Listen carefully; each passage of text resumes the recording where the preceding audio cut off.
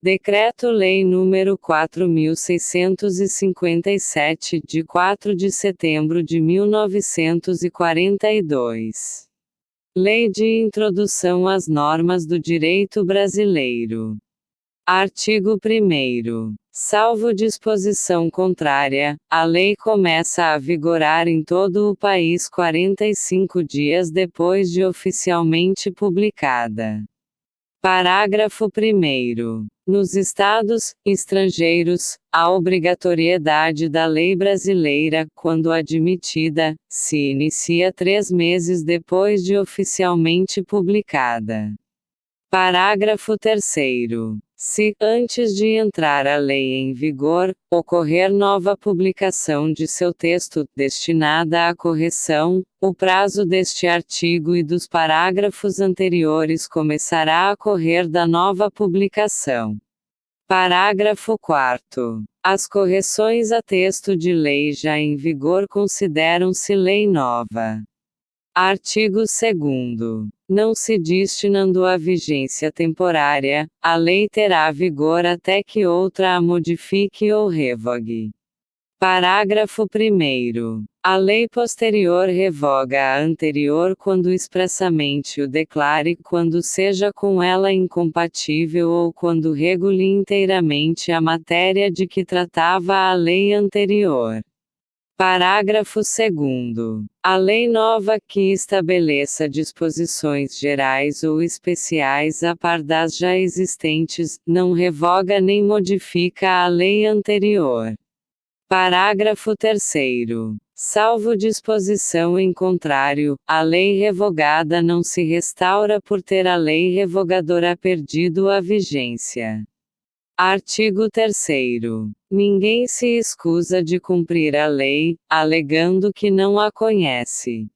Artigo 4º. Quando a lei for omissa, o juiz decidirá o caso de acordo com a analogia, os costumes e os princípios gerais de direito.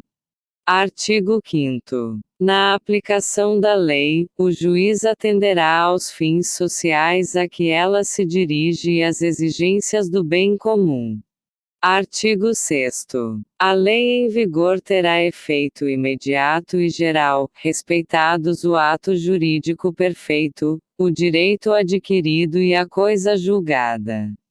Parágrafo 1º. Reputa-se ato jurídico perfeito o já consumado segundo a lei vigente ao tempo em que se efetuou. Parágrafo 2º. Consideram-se adquiridos assim os direitos que o seu titular, ou alguém por ele possa exercer como aqueles cujo começo do exercício tenha termo prefixo, ou condição pré-estabelecida inalterável, a arbítrio de outrem. Parágrafo 3º. Chama-se coisa julgada ou caso julgado a decisão judicial de que já não caiba recurso. Artigo 7º. A lei do país em que domiciliada a pessoa determina as regras sobre o começo e o fim da personalidade, o nome, a capacidade e os direitos de família. Parágrafo 1º. Realizando-se o casamento no Brasil, será aplicada a lei brasileira quanto aos impedimentos dirimentes e às formalidades da celebração. Parágrafo 2º. O casamento de estrangeiros poderá celebrar-se perante autoridades diplomáticas ou consulares do país de ambos os nubentes. Parágrafo 3º. Tendo os nubentes domicílio diverso, regerá os casos de invalidade do matrimônio a lei do primeiro domicílio conjugal. Parágrafo 4º. O regime de bens legal ou convencional, obedece à lei do país em que tiverem os nubentes domicílio, e, se este for diverso, a do primeiro domicílio conjugal. Parágrafo 5º. O estrangeiro casado que se naturalizar brasileiro pode, mediante expressa anuência de seu cônjuge, requerer ao juiz, no ato de entrega do decreto de naturalização, se apostilhar mesmo a adoção do regime de comunhão parcial de bens, respeitados os direitos de terceiros e dada esta adoção ao competente registro. Parágrafo 6º. O divórcio realizado no estrangeiro, se um ou ambos os cônjuges forem brasileiros, só será reconhecido no Brasil depois de 1 ano da data da sentença, salvo se houver sido antecedida de separação judicial por igual prazo, caso em que a homologação produzirá efeito imediato, obedecidas as condições estabelecidas para a eficácia das sentenças estrangeiras no país. O Superior Tribunal de Justiça, na forma de seu regimento interno, poderá reexaminar, a requerimento do interessado, decisões já proferidas em pedidos de homologação de sentenças estrangeiras de divórcio de brasileiros, a fim de que passem a produzir todos os efeitos legais. Parágrafo 7º. Salvo o caso de abandono, o domicílio do chefe da família estende-se ao outro cônjuge e aos filhos não emancipados, e o do tutor ou curador aos incapazes sob sua guarda. Parágrafo 8º. Quando a pessoa não tiver domicílio, considerar-se-á domiciliada no lugar de sua residência ou naquele em que se encontre. Artigo 8º. Para qualificar os bens e regular as relações a eles concernentes, aplicar-se-á a lei do país em que estiverem situados. Parágrafo 1º. Aplicar-se-á a lei do país em que for domiciliado o proprietário quanto aos bens móveis que ele trouxer ou se destinarem a transporte para outros lugares. Parágrafo 2º. O penhor regula-se pela lei do domicílio que tiver a pessoa, em cuja posse se encontre a coisa apenhada. Artigo 9º. Para qualificar e reger as obrigações, aplicar-se-á a lei do país em que se constituírem. Parágrafo 1º. Destinando-se a obrigação a ser executada no Brasil e dependendo de forma essencial, será esta observada, admitidas as peculiaridades da lei estrangeira quanto aos requisitos extrínsecos do ato. Parágrafo 2º. A obrigação resultante do contrato reputa-se constituída no lugar em que residir o proponente. Artigo 10. A sucessão por morte ou por ausência obedece à lei do país em que domiciliado o defunto ou o desaparecido, qualquer que seja a natureza e a situação dos bens.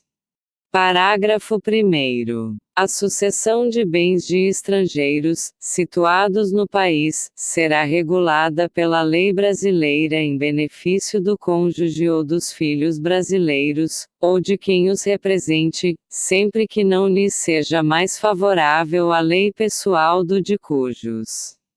Parágrafo 2º. A lei do domicílio do herdeiro ou legatário regula a capacidade para suceder. Artigo 11. As organizações destinadas a fins de interesse coletivo, como as sociedades e as fundações, obedecem à lei do Estado em que se constituírem. Parágrafo 1º. Não poderão, entretanto, ter no Brasil filiais, agências ou estabelecimentos antes de serem os atos constitutivos aprovados pelo governo brasileiro, ficando sujeitas à lei brasileira. Parágrafo 2º. Os governos estrangeiros, bem como as organizações de qualquer natureza que eles tenham constituído, dirijam ou hajam investido de funções públicas, não poderão adquirir no Brasil bens imóveis ou susceptíveis de desapropriação. Parágrafo 3º. Os governos estrangeiros podem adquirir a propriedade dos prédios necessários à sede dos representantes diplomáticos ou dos agentes consulares.